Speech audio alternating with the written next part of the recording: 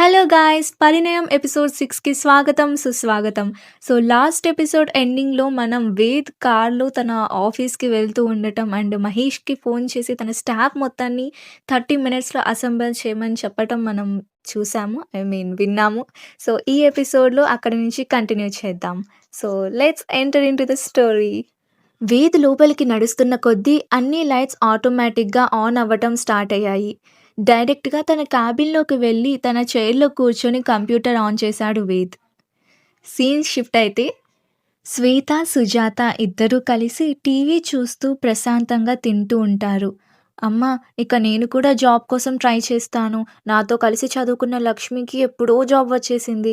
ఇన్ని నెలలు జాబ్ కోసం వెతికిన అన్నయ్యకి కూడా జాబ్ వచ్చేసింది. నేనే ఇలా ఇంట్లో ఖాళీగా ఉన్నాను. అన్నయ్యకి జాబ్ వచ్చింది అని తెలిసిన క్షణమే మనసులో వచ్చిన ఆలోచనని బయటపెట్టింది శ్వేత. ఎందుకే మీ నాన్న, అన్నయ్య పనిచేస్తున్నారు అది సరిపోదా? కూతురిని ఎక్కువగా కష్టపెట్టకుండా అత్తారింటికి పంపించాలన్న ఆలోచనతో ఉన్నారు సుజాత గారు.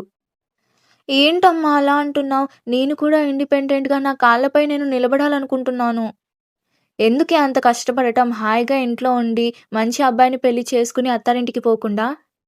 పెద్దమ్మ వాళ్ళు అలా ఆలోచించారా? పెద్దమ్మ వాళ్ళు అంటే లక్ష్మి వాళ్ళ పేరెంట్స్. వాళ్ళకి మనలా మగదిక్కు లేదు. లక్ష్మి నాన్నకి ఆరోగ్యం కూడా బాలేదు. ఇక అన్ని బాధ్యతలు తీసుకోవాల్సింది తనే కదా! లక్ష్మికి జాబ్ వచ్చినప్పుడు పెద్దనాన్న బానే ఉన్నారుగా! లక్ష్మిపై జెలసీతో కాదు. తనతో పాటు చదువుకున్న అమ్మాయి సిటీకి వెళ్లి జాబ్ చేస్తుంది. తను కూడా చేయగలదు అన్న భరోసా ఇవ్వటానికి. ఏంటే మాటికి మాట మాట్లాడుతున్నావు? చూద్దాంలే ఇప్పుడే ఎందుకు? అని మాట మారుస్తూ కంచెం ఖాళీ అవ్వటంతో అక్కడి నుంచి వెళ్ళిపోయారు. ఛ! అమ్మిలా రివర్స్ అవుతారని అస్సలు అనుకోలేదు. అన్నయ్యకి, లక్ష్మికి చెప్పి ఎలా అయినా అమ్మని ఒప్పించాలి అని అనుకుంటూ, అవును లక్ష్మి ఈ పాటికి సిటీకి చేరుకొని ఉండాలి కదా! అనుకుంటూ లక్ష్మికి ఫోన్ చేసింది శ్వేత. నవ్వుతూ ఏవో బిజినెస్ గురించి మాట్లాడుకుంటూ వేద్ తెచ్చిన దోస తింటూ ఉన్నారు మహేశ్వరి, భీష్మలు. లక్ష్మి కోసం లిక్విడ్స్ బెటర్ అని చెప్పి గార్డ్‌ని షాప్‌కి పంపించారు మహేశ్వరీదేవి. వాళ్ళని అలా చూస్తూ, ఆయన రావటం వల్ల నన్ను కిడ్నాప్ చేసింది ఎవరో చెప్పలేదు అత్తమ్మ. మళ్ళీ అడిగితే బాగోదేమో. తర్వాత వీలు చూసుకొని భీష్మ గారిని అడుగుదాం. అని అనుకుంటూ ఉండగా కిడ్నాప్ అయిన ప్లేస్ నుంచి భీష్మ సేఫ్‌గా తీసుకొచ్చి టేబుల్‌పై పెట్టిన లక్ష్మి ఫోన్ మోగుతూ ఉండటంతో టేబుల్ వైపు చూసింది లక్ష్మి. తింటున్న భీష్మ వెంటనే లేచి ఫోన్ తీసుకొని ఇదిగోండి వదినా అంటూ లక్ష్మికిచ్చాడు. థాంక్స్ అంటూ ఫోన్ అందుకొని చూడగా శ్వేత చేస్తోంది అని అర్థమయ్యి ఫోన్ లిఫ్ట్ చేసింది లక్ష్మి. చేరుకున్నావా లక్ష్మి? అన్న ప్రశ్నకి ఒక్క సెకండులో ఇంటి నుంచి బయలుదేరినప్పటి నుంచి హాస్పిటల్‌కి చేరుకునే వరకు ఏం జరిగిందో అంతా ఫ్లాష్ అయింది. రాణి నవ్వు తెచ్చుకుంటూ ఇప్పుడే. హమ్మయ్య! ఓకే. థాంక్సే కాల్ చేసినందుకు. ఇందులో థాంక్స్ ఎందుకే? అంటూ ఒసేయ్ అమ్మ నేను జాబ్ చేస్తా అంటే ఒప్పుకోవట్లేదే. నువ్వు అన్నయ్యని అమ్మని ఎలాగైనా ఒప్పించాలి.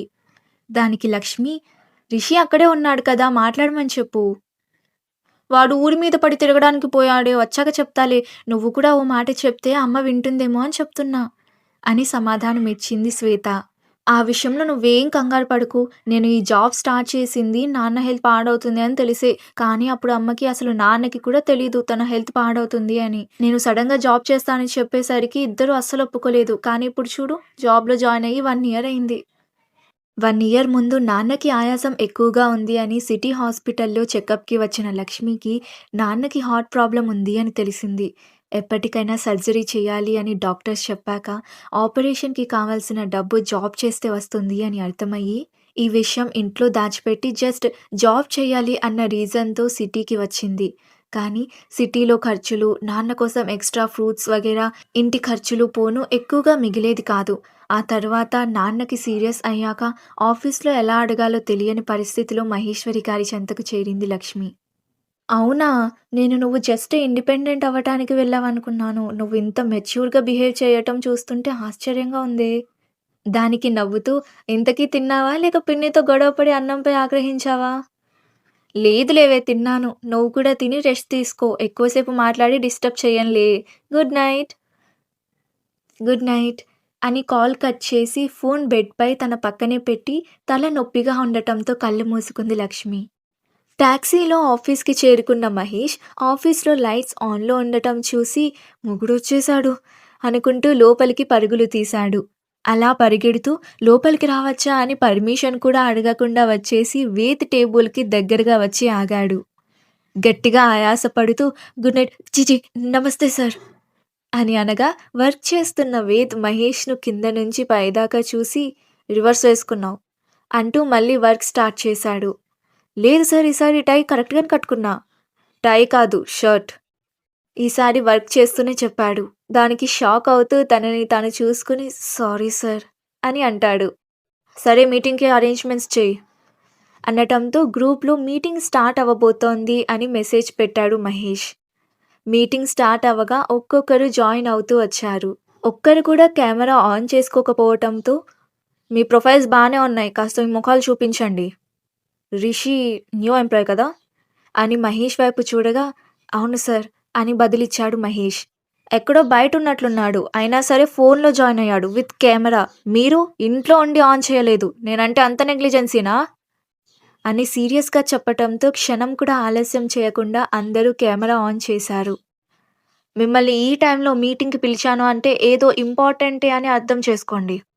అని వేద్ చెప్పగా మీకే మాకు కాదు అని మనసులో అనుకుంటాడు మహేష్. నేను దారిలో ఒక పాత టిఫిన్ హోటల్ చూశాను. చూడటానికి అస్సలు క్లీన్‌గా లేదు. బేసిక్ ఫెసిలిటీస్ కూడా లేవు. 2, 3 చైర్స్, ఇద్దరు పనివాళ్ళు అంతే. కానీ ఆ హోటల్ అట్రాక్ట్ చేసింది సుమారు 50 మంది. అప్పుడు నేను కొన్ని విషయాలు నేర్చుకున్నాను. అంటూ ఒక నార్మల్ హోటల్ నుంచి నేర్చుకున్న ఇంపార్టెంట్ బిజినెస్ టిప్స్‌ను ఎంప్లాయీస్‌తో షేర్ చేసుకున్నాడు వేద్. స్టార్టింగ్‌లో పెద్ద ఇంట్రెస్ట్ చూపకపోయినా లాస్ట్‌కి అందరూ కాన్సంట్రేషన్‌గా విన్నారు. మీటింగ్ ఎండ్ అవ్వటంతో వేద్ ల్యాప్‌టాప్ క్లోజ్ చేయగానే ఇక నేను వెళ్తాను సార్ అన్నాడు మహేష్. ఏ అంత అర్జెంట్‌గా చేయాల్సిన పనేంటి? అంటే సార్ అది అమ్మ ఒకటే ఉంది అందుకే. మహేష్ చెప్పింది వింటూ డాక్యుమెంట్స్ సర్దుకుంటున్న వేద్ ఇప్పుడు నిజం చెప్పు అని అనటంతో అంటే కాసేపట్లో అమ్మాయి గారి సీరియల్ టెలికాస్ట్ అవ్వబోతుంది సార్. అమ్మగారా? ఎప్పుడు సీరియల్ అనే పేరు కూడా వినని తాలూకా వేద్ది. అమ్మాయి గారు సార్. ఆ సీరియల్స్ చూడటం బదులు సైనైడ్ తాగి చావచ్చు. ఈ సీరియస్‌నెస్ సీరియల్స్‌పై కాకుండా వర్క్‌పై పెడితే బాగుపడతాం మిస్టర్ మహేష్. Okay sir. అంటూనే ఎప్పుడు పంపిస్తార్రా బాబు అనుకున్నాడు. యూ కెన్ గో నౌ అన్న మాటకి అక్కడి నుంచి మాయమైపోయాడు మహేష్. ఇటువైపు హాస్పిటల్‌లో డిన్నర్ చేశాక డాక్టర్‌తో మాట్లాడేసి వస్తా అని అక్కడి నుంచి వెళ్ళిపోయాడు భీష్మ. డాక్టర్‌తో మాట్లాడి చిన్న గాయమే ఇంటికి వెళ్ళొచ్చు అని పాజిటివ్ ఫీడ్‌బ్యాక్ ఇవ్వటంతో మహేశ్వరి దగ్గరికి వచ్చాడు.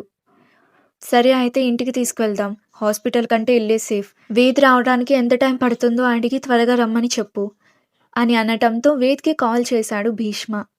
అప్పుడే కార్ స్టార్ట్ చేసిన వేద్ భీష్మ కాల్ చేయటంతో లిఫ్ట్ చేసి చెప్పు రావటానికి ఎంత టైం పడుతుందన్నయ్య? ఒక 15. ఓకే. వదినని డిశ్చార్జ్ చేయొచ్చు అన్నారు. నువ్వు త్వరగా వస్తే అందరం కలిసి వెళ్దాం. ఓకే. అని కాల్ కట్ చేశాడు. వేద్ కోసం వెయిట్ చేస్తూ నిశ్శబ్దం పెరగటంతో మనసులోని ఆలోచనల శబ్దాలు కూడా పెరిగాయి.